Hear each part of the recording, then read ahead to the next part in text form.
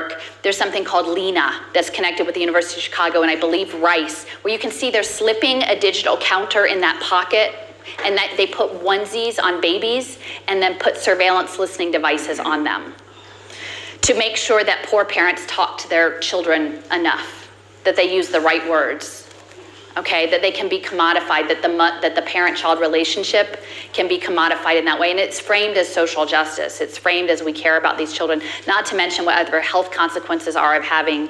Now, I don't know if they frame it as you just do that for a few days and then we get your data profile on how you talk to your children, right? But people would say, well, why would you do that? I would never do that. Well, you will do that if your food, if they've taken you away from your job, and the only way you can give food to your children is that you have to participate in the program.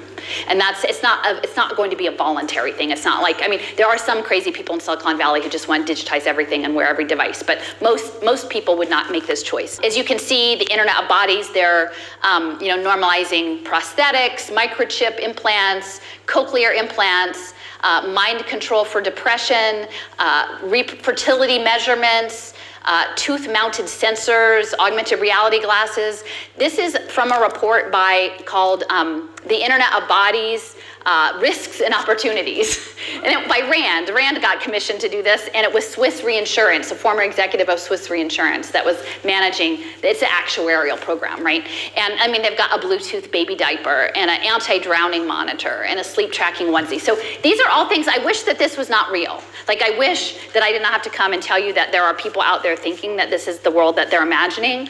And I very much hope, and like with all of our energetic presence, that we don't get there. But if you understand the tactics that are going to be used against you, you'll be better positioned, because most of it is framed in very nice terms, very nice terms. So one of the key figures in all of this, his name is Jim Heckman.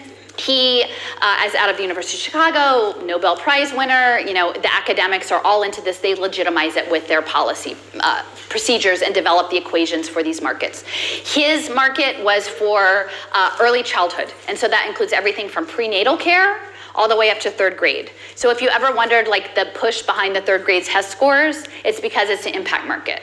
If you ever start to prick up about universal pre-K, universal pre-K is there because it's an impact market. And Goldman Sachs did the first social impact bond for universal it wasn't universal, it was a pilot, a social impact bond pilot for pre-K in Salt Lake City. Okay, Salt Lake City is a hotbed of state intelligence and biotech and ed tech and everything else. So they piloted this pre-K program, and they said, okay, this is how it works.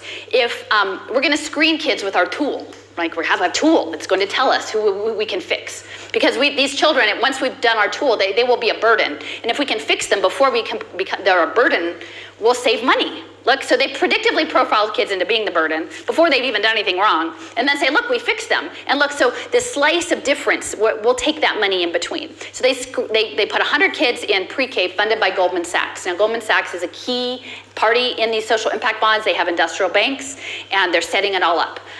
As Ian Galloway, the San Francisco Fed, said, there's one thing you can say about social impact bonds. Everyone is different, except Goldman Sachs's fingerprints are in all of them, right? So this is a Goldman Sachs, and it won't stay that way, but for now. And guess what?